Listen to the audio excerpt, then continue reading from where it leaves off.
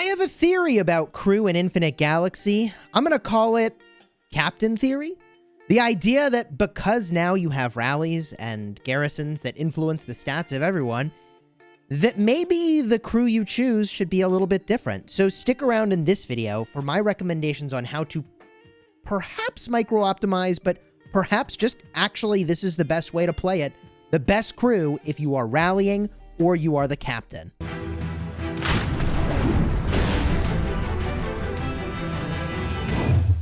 Hello, my friends, and welcome back. I'm Chisgule Gaming, and this video has been sponsored by the makers of Infinite Galaxy. And recently-ish in Infinite Galaxy history, a change was made where when you launch a rally on something, or if you're playing Outermost Crusade and you are the captain of the structure, all of the stats that you have elevate everybody else that is either in your rally or in that structure, like the Void Barrier or a steeple that you're defending. Now, for most players, this theory I'm about to present may not be relevant, but if you're a spender in the game, or you're a whale, or you're just one of the stronger players in your alliance, then actually what I'm about to share is very important, because when we look at the crew you use and the captains you use, I think we need to be shifting what we use. I think most people haven't done this yet, so let me show you exactly what I mean. You see, my main ships here are going to be, at this moment in time, the Titan paired with the Artemis. Now, I do want to try some other things. I really want to try the Artemis with the Odysseus. I have talked about that at length in another video. I'm just not there yet with my Odysseus. It's not strong enough.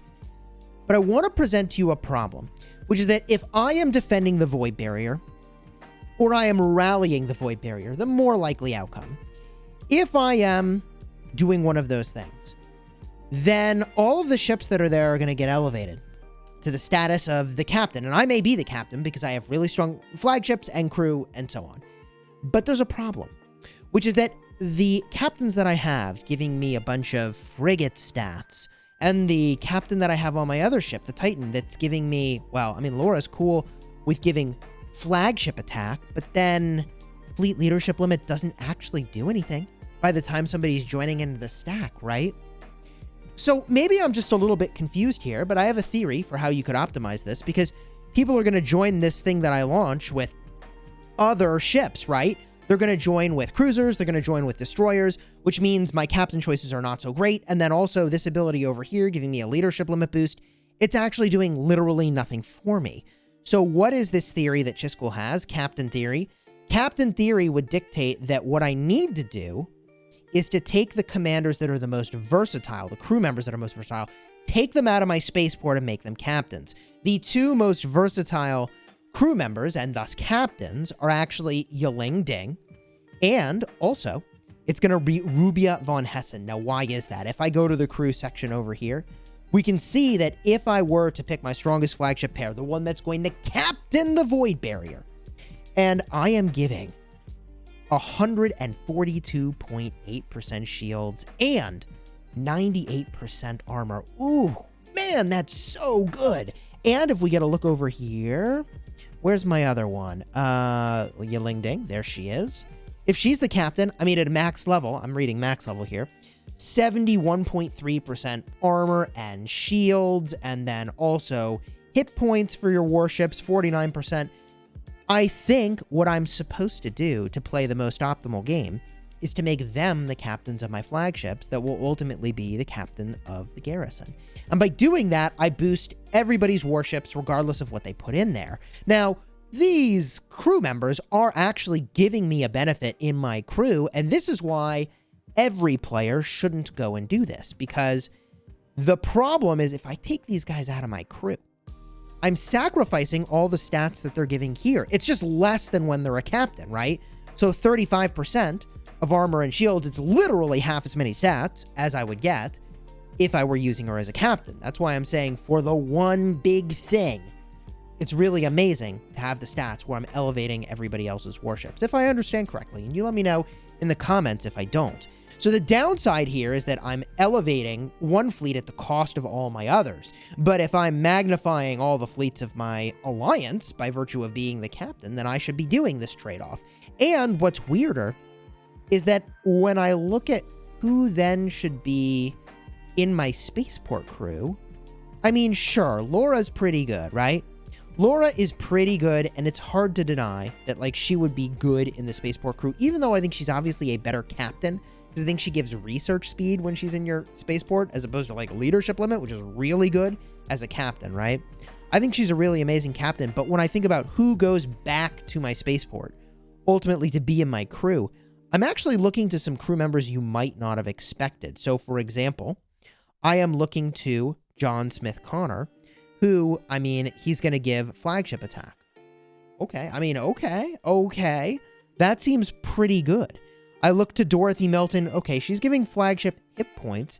But the thing is that if you've seen one of these big pileups, you know that what's going to happen is that it's going to come down to just a bunch of flagships at the end. And the flagships actually do a lot of damage. Boosting the flagships seems really good. Also over here, I mean, I could boost the armor and the shields of flagships.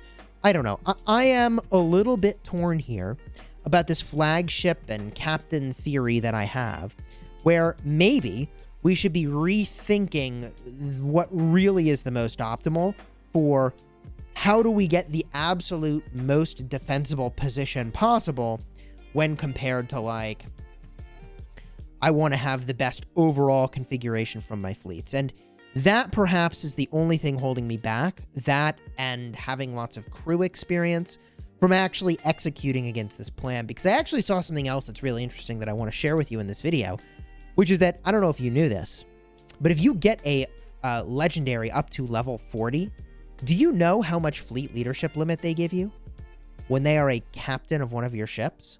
You can see here my Laura's at 25, and she gives 1,055 leadership limit. And then also, that's the same for epics, by the way. They give the exact same leadership limit. Level 25 epic is only giving me 1,055 leadership limit. Did you know that if you get a commander to level 40, and only a legendary can go to 40, by the way, and epic is capped at max level of 35. You can see this when you go to your crew. And then you can see right over here, level 30 of 40 on my Molly Mayer, whereas an epic, this one is 30 of 35. So the max level is much higher. The leadership limit granted by a captain is 2,600. So there's fully like 1,500 leadership limit I am missing for each of my captains, by the way. And if we just get a look at the primary and secondary flagship, if we get a look at how that works for the auxiliary captain, how much of that will apply. I hate to have to like leave a node here, but I swear I'll come back to this. In fairness, I do clean up a lot of nodes, so whatever. I'm going to run this ship home, and then I'll be able to show you, like, hey, how much leadership limit do I get from the captain of an auxiliary flagship? Because I think it might be 50%, but it might be the full amount, and I'm not exactly remembering correctly. Some of the things are halved, and some of the things are not. I know that if your captain has skills, that those skills, you get full value for them. But I think you might get half, but even if it's just half, right? There's a lot of fleet leadership limit that I'm actually missing out on. So that's another thing that's kind of on my list of short-term projects, is to get a couple captains here up to the maximum level. And I think that actually is going to benefit me really majorly in terms of how much punch I have. And I'm really pumping the brakes on working on my spaceport crew, and instead looking to work on captains that I take very high level. The leadership boost stats of the auxiliary flagship take effect by 50%, and the other stats take full effect. And that's as the auxiliary flagships. That's the level of the flagship, but also the leadership boost stats of the captain appointed to the auxiliary flagship take effect at 50%, and the other stats take full effect. Okay, so I think it is 50%. I think you get 50% of the leadership boost, but still, if a level 40 legendary gives 2,600 leadership, I mean, 1,300 leadership halved, right? It's half of the 2,600, is still a lot of leadership for a flagship combo. So that also seems really, really important for bringing like a captain setup. Although, okay, maybe the leadership limit is just for my combo, but all the other stats that come with it will benefit everybody. And maybe that's the area that I should emphasize more. I just am so... I've been wondering recently, like, why is it that now that my flagships are max level, I'm just not getting nearly as much power in my top tier fleet as I think I should have? And I realized that was it. It's that my captains weren't maximum level. So let me know your thoughts down below in the comments on captain theory. Is this sound? Am I understanding correctly how it is that this works with a garrison when you're defending? Garrison refers to things like a void barrier, right? It also would refer, I guess, to an alliance outpost, but like who's actually fighting in their own nebulae these days? Not all that many people, except nebulas that are either really young and haven't figured out what they want to do yet. They're establishing how to get along with each other, or older nebulas where like there's just grudges that they can't get over. Those seem like the only two situations where people are still fighting in those structures. But then the same is also true for rallies, which I feel like are rarely set at all. Even in the Outermost Crusade, I feel like they are rarely set.